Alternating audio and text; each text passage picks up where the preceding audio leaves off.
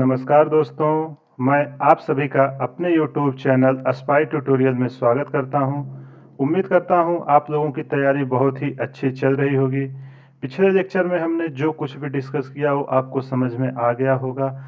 अगर कहीं भी कुछ भी डाउट हो तो आप हमें कमेंट करके बता सकते हो। तो आइए आज हम यूनिट एंड मेजरमेंट का लेक्चर 9 शुरू करते हैं। अब देखते हैं कि आज का अपना टॉपिक क्या है। तो जैसा कि आज का टॉपिक है अपना स्क्रू गेज। पिछले लेक्चर में हमने वर्नियर कैलिपर्स देखा था, उसका प्रिंसिपल्स देखा थे, उस पे क्या क्या न्यूमेरिकल्स आने की पॉसिबिलिटी है वो सबको डिस्कस किया था। अब आपके सिलेबस में एक और है जिसका नाम है स्क्रू गेज। स्क्रू गेज और माइक्रोमीटर सेम रीडिंग होती है, बस माइक्रोमीटर होता है वो आपका 10 के पावर -6 तक मेजर करता है और जो स्क्रू गेज है वो 10 के पावर -3 या ऐसे अप्रॉक्स मेजर करता है। तो आइए इसके बारे में हम डिटेल में समझते हैं। इसका भी वर्नियर कैलिपर की तरह ही लिस्ट काउंट क्या होता है, इसका प्रिंसिपल्स क्या होगा, पीच क्या होती है, सर्कुलर स्केल क्या होता है, मेन स्केल क्या होता है और एग्जाम में जो पॉसिबिलिटी है क्वेश्चन आने का वो सब हम इसमें डिस्कस करेंगे। तो आइए शुरू करते हैं स्क्रू गेज।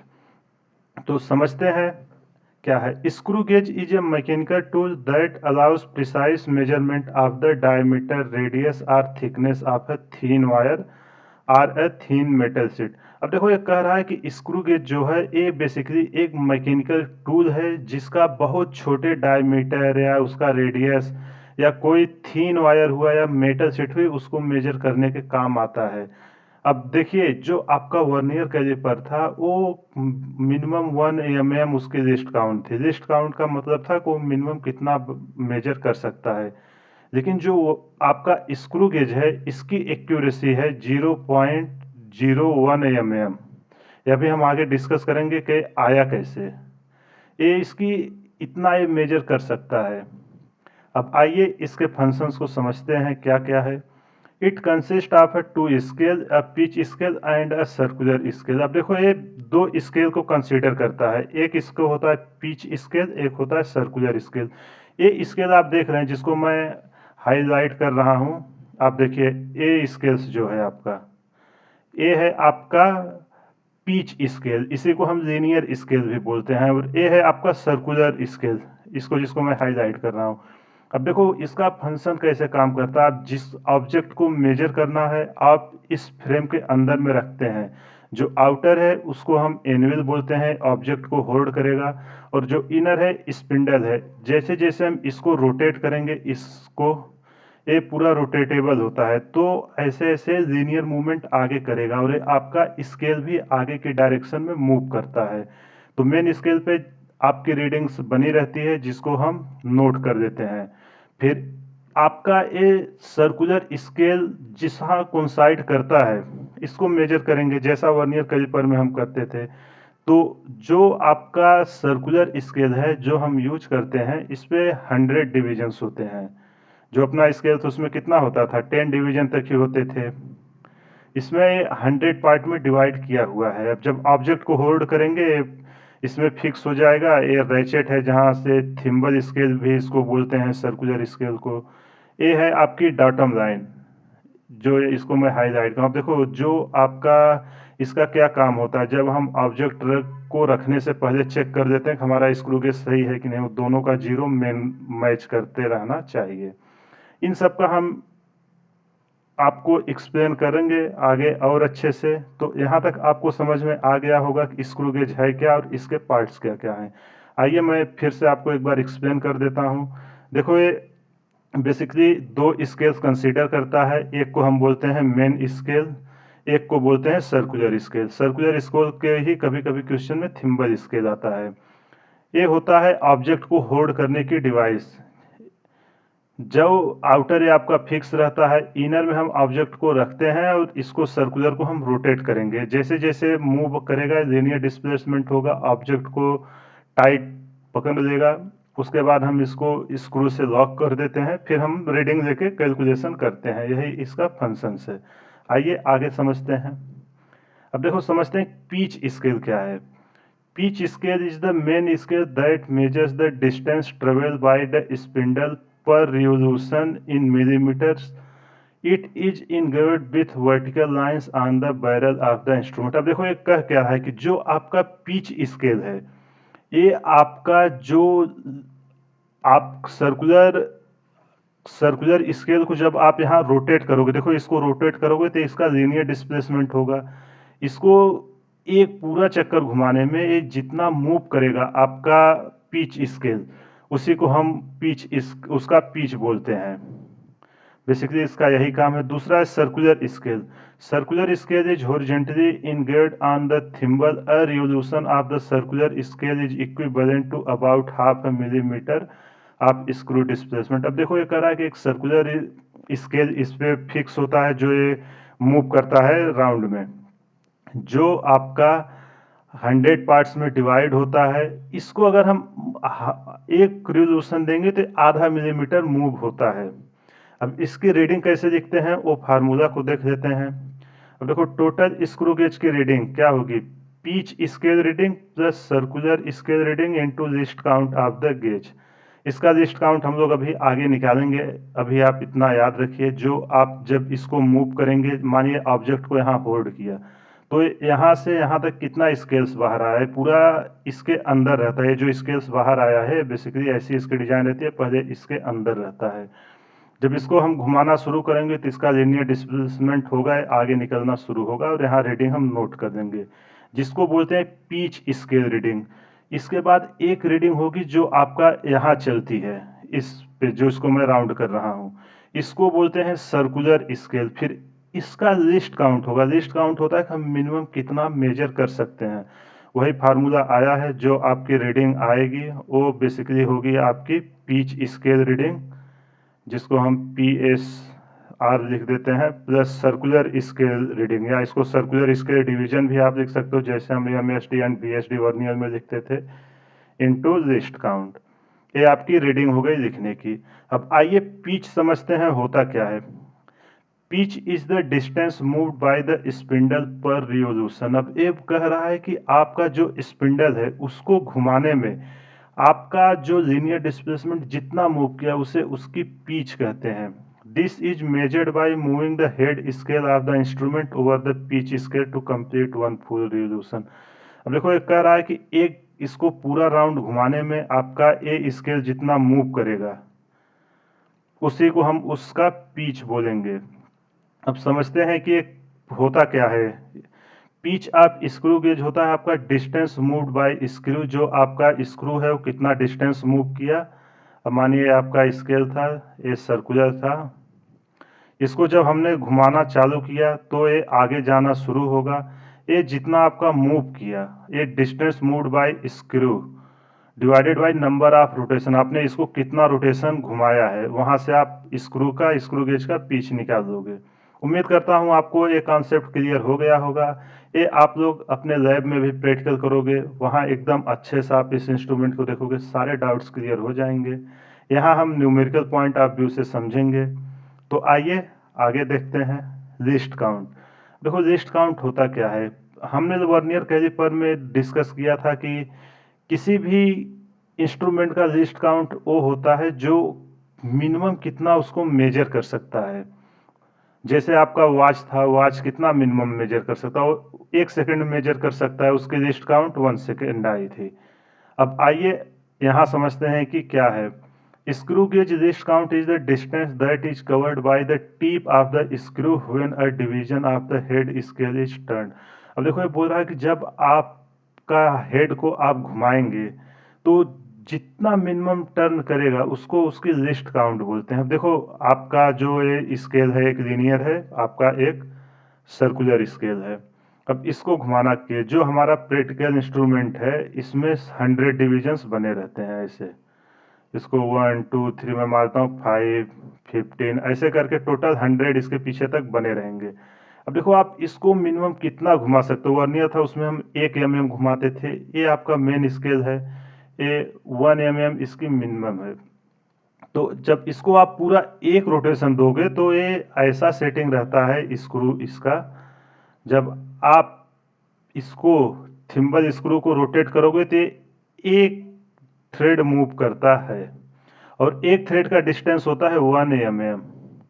अब तो देखो, अब हमारे पास ये स्क्रू है मानिए। अब जरूरी नहीं है ना कि हम इसको एक थ्रेड दें।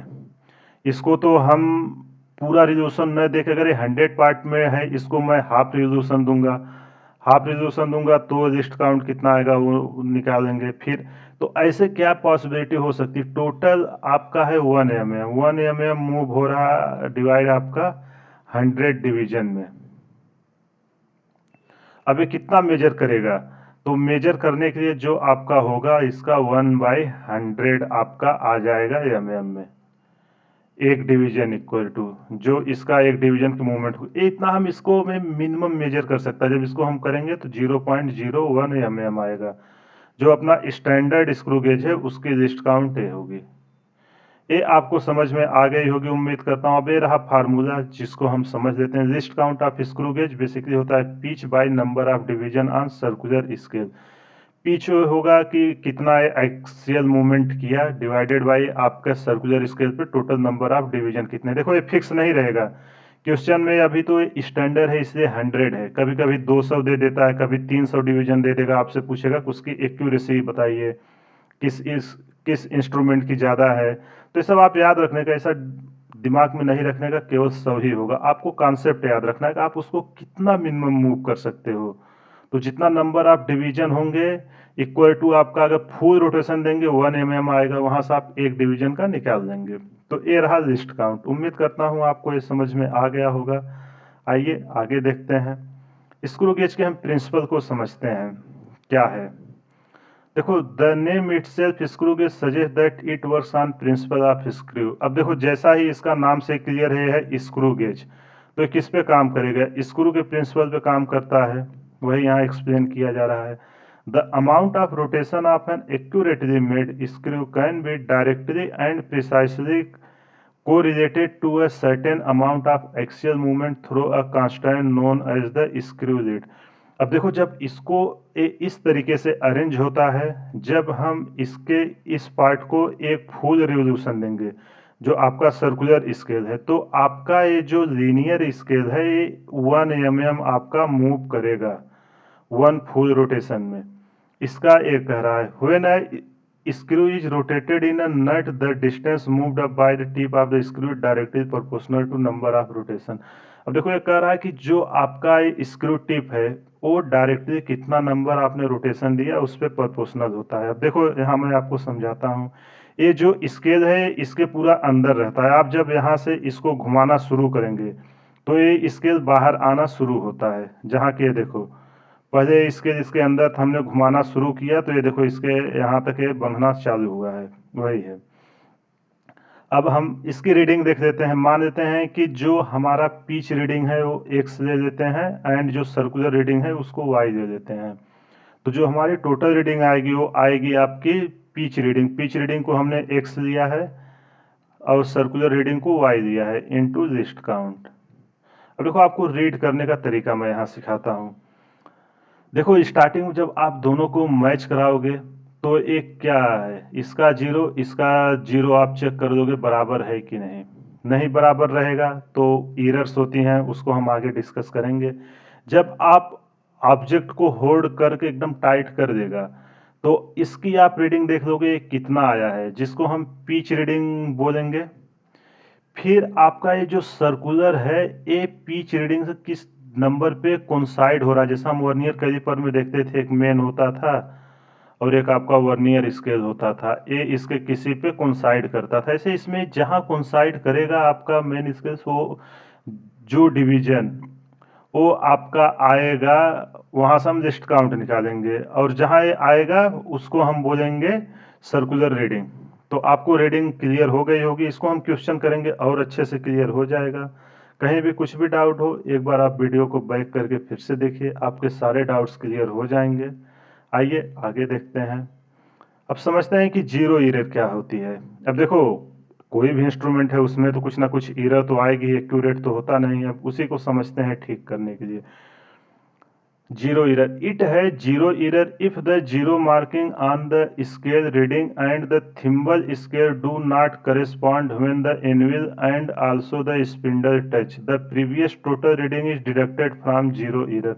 अब देखो ये कह रहा है कि जब आपने कोई ऑब्जेक्ट अंदर नहीं रखा है और आपने थिम्बल स्केल को एनविल के साथ टच कराया, लेकिन वो उसके साथ टच नहीं हो रहा, तो उसको हम बोलेंगे जीरो एरर।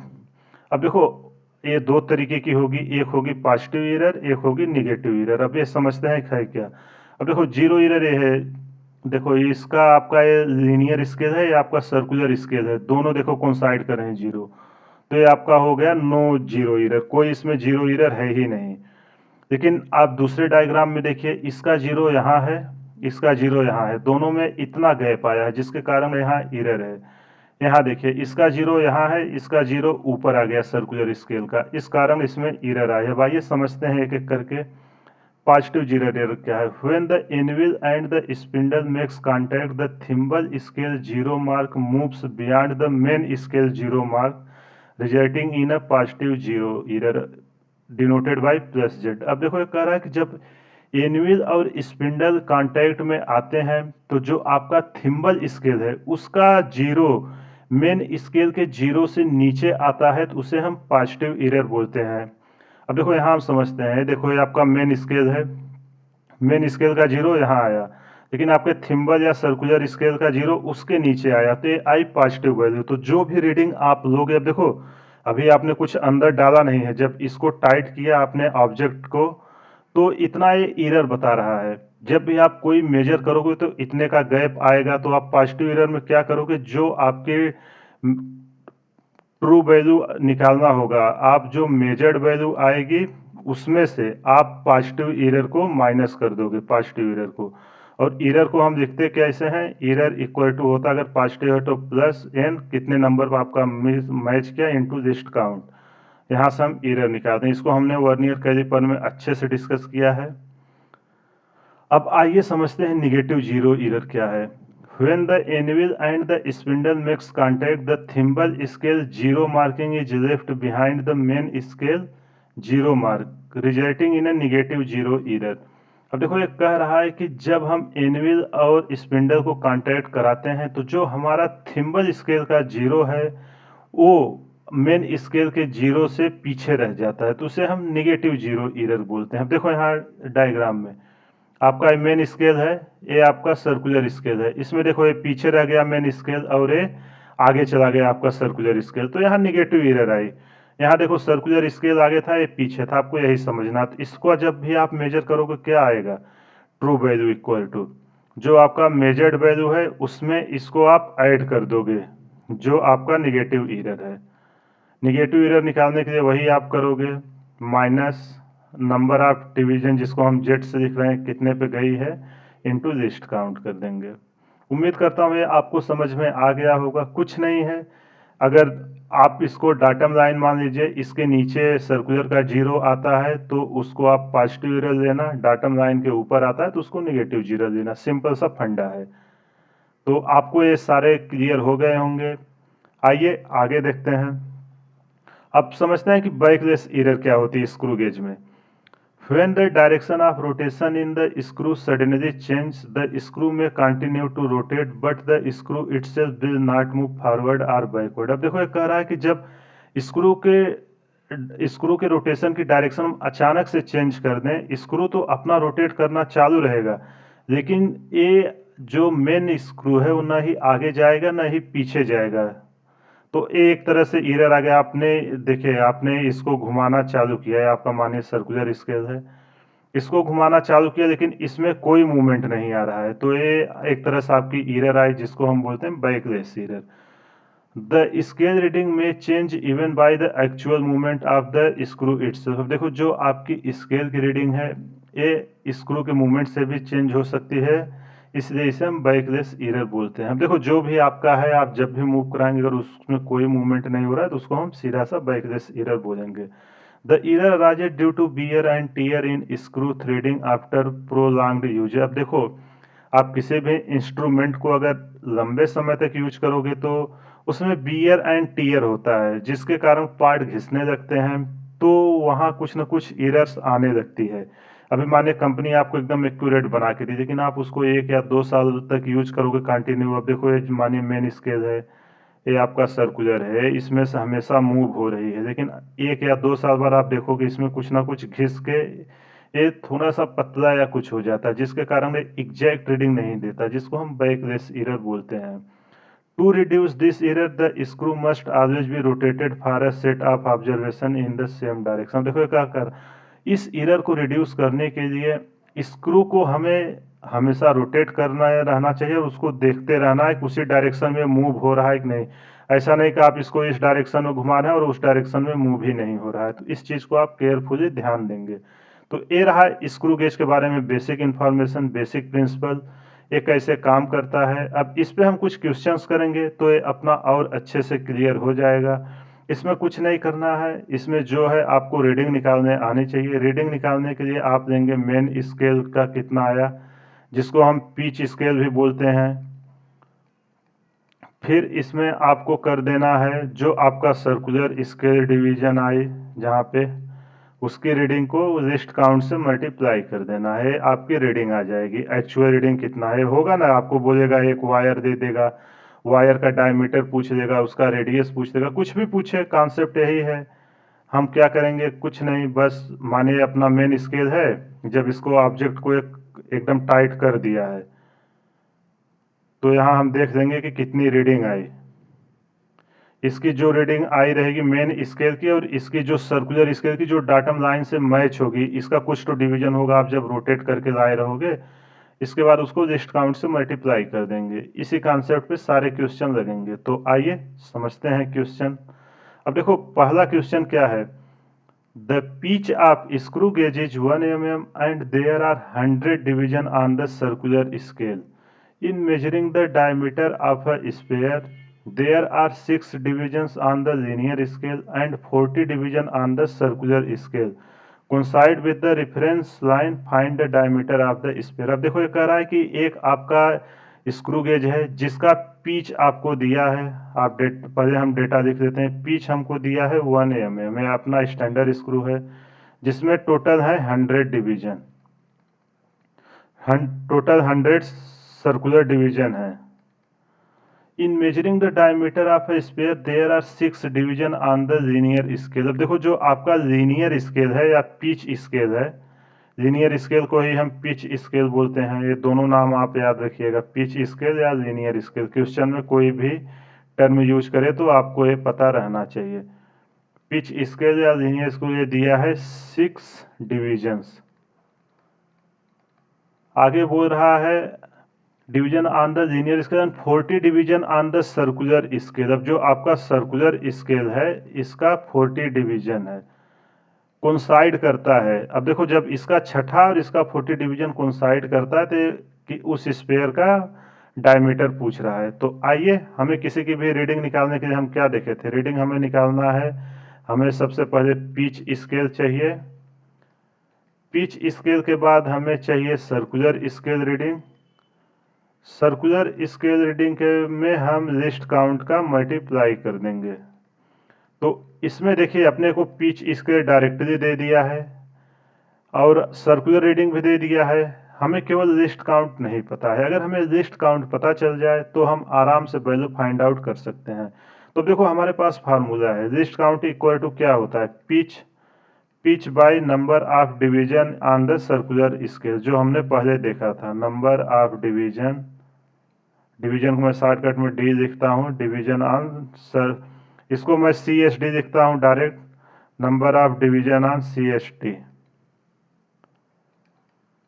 अब आपका पिच कितना दिया हुआ है 1 mm, और डिवीजन कितने हैं 100 mm, 100 डिवीजन है, यूनिट आ जाएगी mm, यूनिट का विशेष ध्यान रखना।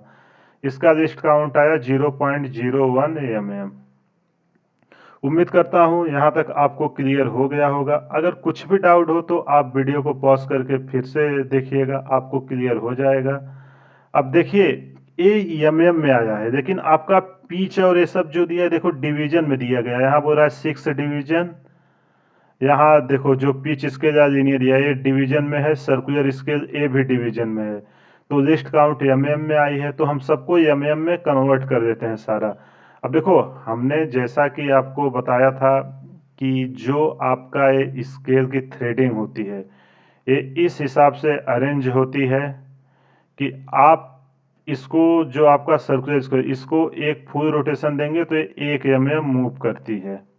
ये स्टैंडर्ड रहता है। तो आइए देखते हैं हम, जो अपना पिच स्केल है, पिच स्केल अपना कितना दिया गया है, पिच स्केल अपना दिया गया है 6 डिवीजन।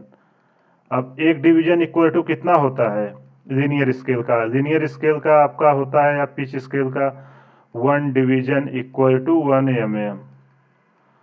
ये आपको पता होगा, ना पता हो तो एक बार आप वीडियो को फिर से देखिए, समझ में आ जाएगा। तो हमारा पिच स्केल कितना आया, पिच स्केल आया 6 इंटू 1 mm, तो ए आ गया 6 mm। ऐसे ही हम सर्कुलर स्केल में लिस्ट काउंट का अगर मल्टीप्लाई कर देंगे तो वह ऑटोमेटिक mm में चला जाएगा। तो आइए हम टोटल रीडिंग निकालते हैं। टोटल रीडिंग अपना क्या है, टोटल रीडिंग हमने फार्मूला लिखा था, pitch scale plus circular scale division into least count. देखो वहाँ सर्कुलर स्केल mm में नहीं चाहिए क्योंकि हम लिस्ट काउंट को mm में मल्टीप्लाई कर रहे हैं, तो डायमेंशन यूनिट अपने आप सेम हो गई है। तो पिच स्केल अपना है 6 प्लस, यहाँ देखिए क्वेश्चन में कितना डिवीजन दिया गया, 40 डिवीजन, तो यहाँ इसकी वैल्यू रख दो 40 into list count. List count कितना निकल गया 0.01 mm, सबकी यूनिट mm है। जब हम इसको सॉल्व करेंगे तो ये आएगा 6 प्लस 0.4, जब इसको और सॉल्व करेंगे 6.4 mm। ये आपका आंसर आया। उम्मीद करता हूँ ये आपको समझ में आ गया होगा। इसको हमने कुछ नहीं किया है, सबसे पहले पिच डिवीजन ये सब दिया हुआ था, पिच स्केल को 6 डिवीजन में दिया था, इसको हम यूनिट में कन्वर्ट किया। हमें पता है कि जो आपका पिच स्केल का डिवीजन हो, एक डिवीजन 1 mm के बराबर होता है। सर्कुलर स्केल का 40 डिवीजन दिया था, बस हमने लिस्ट काउंट निकाला, इसके बाद रीडिंग के लिए इस फार्मूले में रख के आंसर निकाल दिया। तो उम्मीद करता हूं आपको ये समझ में आ गया होगा। अगर ना समझ में आया हो तो एक बार फिर से देखिएगा, आपको क्लियर हो जाएगा। अब आइए एक क्वेश्चन और देखते हैं। इस क्वेश्चन को पहले आप लोग खुद से ट्राई करिए, अगर ना हो तो फिर आप वीडियो को आगे देखिए, सोल्यूशन इसका मैं कैसे करता हूं, लेकिन कोशिश करिए कि खुद से करने का। अब आइए इसको रीड करते हैं, दिया क्या क्या है। The pitch of a screw gauge is 1 mm and there are 100 division on it's circular scale. अब देखो ये कह रहा है कि एक स्क्रू गेज है जिसका पिच अपने को दिया गया है। पिच को मैं शॉर्ट फॉर्म में स्मॉल पी से लिखना शुरू करता हूँ, 1 mm and there are 100 circular division. जो आपका सर्कुलर स्केल डिवीजन है वो है 100। When nothing is put in between its jaw, देखो जब इसके बीच में कुछ भी नहीं रखा जाता है, ये मानिए आपका जॉ है और ये है आपका वर्नियर का जॉ, जब दोनों के बीच कुछ नहीं रखा जाता है, circular scale lies 6 division below. अब देखो ये आपका मेन स्केल है और इसको मैं आपको डायग्राम से बनाने की कोशिश करता हूँ। ए सर्कुलर स्केल का 0 है और ए आपका है वर्नियर, सॉरी स्क्रू गेज का, जो इसका 0 है और इसका 0 है। इन दोनों में देखो क्या कह रहा है, इन दोनों में 6 का गैप है, 6 डिवीजन का गैप है इन दोनों के मेजरमेंट में। अब देखो यहाँ आपको समझ में आ गया होगा कि किस टाइप की एरर है। अगर आपका रेफरेंस लाइन से स्क्रू गेज का 0 नीचे आया तो ये आपका क्या हुआ, पॉजिटिव एरर हुआ। हमने अभी देखा था पॉजिटिव एरर, नेगेटिव एरर, ये अपना हुआ पॉजिटिव एरर। आपको ये समझ में आ गया होगा। आगे क्वेश्चन रीड करते हैं। When a wire is placed between the jaw, अब देखो कोई वायर है जो जॉ के बीच में रखी जाती है। Two linear scale division are clearly visible while 62 divisions on circular scale coincides. अब देखो ये बोल रहा है कि जो 2 डिवीजन वो क्लियरली दिख रहे हैं, लेकिन जो 62 डिवीजन है वो जाके उसके 2 डिवीजन से कोइंसाइड कर रहा है। अब पूछ रहा है कि इसका डायमीटर आप बताइए। तो आइए हम इसको शुरू करते हैं। अब देखो हमें, आपको पता है कि ये पॉजिटिव एरर है। पॉजिटिव एरर में हम क्या करते थे, जो मेजर्ड वैल्यू आएगी उसमें से हम इसको माइनस करेंगे, जो 6 डिवीजन है आपका। तो यहाँ तक आपको समझ में आ गया होगा।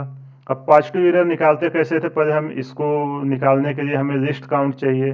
लिस्ट काउंट हम सबसे पहले निकालते हैं। लिस्ट काउंट इक्वल टू क्या होता है अपना, pitch by number of division on circular scale. अब पिच आपका कितना दिया गया है 1 mm, सर्कुलर स्केल डिवीजन कितनी है 100, जब इसको करेंगे तो कितना आएगा 0.01 mm। अब जैसे ही आपका लिस्ट काउंट आया, आपका सारा काम आसान हो गया। तो आइए हम सबसे पहले लीनियर स्केल की रीडिंग निकाल लेते हैं। जो हमारा लीनियर स्केल की रीडिंग है वो कितना डिवीजन दिया गया है। लीनियर स्केल की देखो क्या दिया गया, 2 लीनियर स्केल डिवीजन, 2 डिवीजन है। अगर हम ए डिवीजन में है, इसको आप एक डिवीजन इक्वल टू कितना होता है, यहाँ मैं लिख देता हूँ ताकि आपको याद रहे, 1 डिवीजन ऑन MSD या PhD जो भी आप बोलो, PhD इक्वल टू होता है 1 mm, आप याद रखिएगा। तो इसमें जब 1 का मल्टीप्लाई करेंगे तो कितना आ जाएगा 2 mm। ये रहा आपका लीनियर स्केल डिवीजन। अब जब इसका हम मेजर निकालेंगे, जो मेजर्ड वैल्यू आएगी, मेजर्ड वैल्यू अपना क्या फार्मूला है, measured value equal to linear scale, linear scale reading plus circular scale division into least count. ये आपका फार्मूला है। अब इसमें हम वैल्यू रखते हैं मेजर्ड वैल्यू। मेजर्ड वैल्यू क्या आएगी, लीनियर स्केल की reading I 2 plus circular scale का कितना डिवीजन पे जा रहा है 62 डिवीजन पे। 62 को हम लिस्ट काउंट से मल्टीप्लाई कर देंगे 0.01। जो मेन मेजर्ड वैल्यू की आपकी रीडिंग आई, ये कितनी आई 2.62 mm। देखो ये आपका मेजर्ड वैल्यू आई है, लेकिन आपको ट्रू वैल्यू चाहिए। ट्रू वैल्यू के लिए आप क्या करोगे, ईरर का अभी अभी देखो ये आपका मेजर्ड वैल्यू आपने जो मेजर्ड किया, लेकिन जब आपने जॉ को टच नहीं किया था तो इसके और इसके जीरो के बीच में आपने देखा था 6 डिवीजन का गैप था। अब मेजर करना चाहिए इससे कम, लेकिन ये इतना ज़्यादा देगा जब आप इसको मेजर करोगे। तो हम इसको उसमें से माइनस करेंगे तो हम पॉजिटिव एरर निकालते हैं। पॉजिटिव एरर निकालने के लिए क्या फार्मूला है कि आपका जो एन है, जो आपका लीनियर स्केल का है, डिवीजन इनटू लिस्ट काउंट। ये पॉजिटिव है तो इसको हम पॉजिटिव से लिखते हैं। ई इक्वल टू आपका आ जाएगा 6 है इंटू 0.01 आपका लिस्ट काउंट है। आपको समझ में आ रहा है 6 मैंने कहाँ से दिया है, ये देखो दिया है पुट इन जा जीरो ऑफ द सर्कुलर इसके 6 डिवीजन बिलो। यहाँ से यहाँ 6 डिवीजन का गैप है, जितना गैप रहे वो एन इक्वल टू है आपका दोनों के बीच का डिफरेंट बिटवीन बोथ रीडिंग्स। इन दोनों के बीच का जब हम देखेंगे जो डिफरेंट आएगा उसको एन है यहाँ इनटू लिस्ट काउंट। जब इसको हम करेंगे तो कितना आ जाएगा 0.06 mm। इतना का एरर दे रहा है और अपनी मेजर्ड वैल्यू कितनी आई है, मेजर्ड वैल्यू आई है अपनी 2.62 mm। अब देखो ट्रू वैल्यू के लिए क्या करोगे, आपको आपको इतना ये ऑलरेडी ज़्यादा दे रहा है तो आप इसको इसमें से माइनस करोगे तभी हमें ट्रू वैल्यू मिलेगी। तो इसको हम 2.62 में से 0.06 जब माइनस करेंगे तो ट्रू वैल्यू अपनी निकल के आएगी 2.56 mm। ये रहा आपका आंसर। तो डायमीटर आपका जो रॉड का या वायर का पूछा था, किसका पूछा था, डायमीटर ऑफ द वायर। तो डायमीटर ऑफ वायर निकल के आया 2.56 mm। अब उम्मीद करता हूँ ये कॉन्सेप्ट आपको क्लियर हो गया होगा। अब देखो इसमें अगर निगेटिव एरर बोलता तो आप क्या करते, ये आपका मानिए मेन स्केल है, इसका अब इसका जीरो मानिए यहाँ आया और इसका जीरो यहाँ आया, यहाँ दोनों का गैप है। अब आपको मेजर करना है यहाँ तक, लेकिन ये ऑलरेडी इतना कम दे रही है। देखो ये ऊपर है तो इतना कम देगी, तो आप क्या करोगे निगेटिव एरर के लिए, निगेटिव एरर के लिए आप क्या करोगे कि जो आपकी मेजर्ड वैल्यू आई है उसमें आप एरर को ऐड कर दोगे। अगर इसी क्वेश्चन को यहाँ कर देता कि अब जहाँ A6 डिवीजन बिलो दिया है यहाँ से अगर एबव कर, तब देखो मैं आपको एक क्वेश्चन होमवर्क के लिए दे रहा हूँ। इस क्वेश्चन को आप जो यहाँ बिलो कहा है उसको अबव करके सॉल्व करिए, जिससे आपका कॉन्फिडेंस बूस्टअप होगा। सेम प्रोसीजर है, बस वहाँ जाके प्लस कर देना, लेकिन आप बिना सोल्यूशन देखे ट्राई करिएगा। तो ये रहा दूसरा एप्लीकेशन। अब आइए एक और क्वेश्चन करते हैं। देखो, उम्मीद करता हूं आपको अब तक सारे कॉन्सेप्ट क्लियर हो गए होंगे। इस क्वेश्चन को आप पहले खुद ट्राई करिए, वीडियो को पॉज करिए, क्वेश्चन करिए, अगर ना हो तो फिर सोल्यूशन देखिए।